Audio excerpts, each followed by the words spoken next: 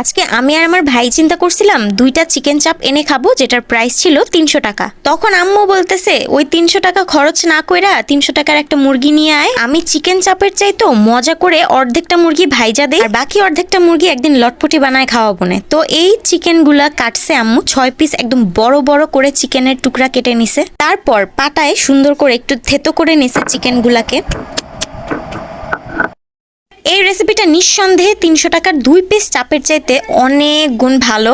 দেন পাটার মধ্যে 3টা মরিচ নিছে, তারপর কাঠবাদাম নিছে 3টা, আর অল্প একটু জিরা নিয়ে নিছে। এগুলোকে খুব সুন্দর করে বেটে নিতে হবে। কাঠবাদামের পরিবর্তে অবশ্যই অন্য যে কোনো বাদামই দিতে পারেন। আমাদের বাসায় কাঠবাদামটা সামনেই রাখা ছিল, তো এর জন্য আম্মু 3টা নিয়ে এটার মধ্যে বেটে দিছে। আর এই মশলাটা মাস্ট দিয়েন, অনেক মজা লাগে। আর এবার বাটাবাটি শেষ, এটার মধ্যেই আমাদের মাংসটা দিয়ে দিবে, আর বাকি সব গুঁড়া মশলা হিসেবে ইউজ করবে। এই তো যেমন ধরেন ধনিয়া গুঁড়া, হলুদ গুঁড়া, মরিচ গুঁড়া, এগুলা আর আলাদা আলাদা করে বেটে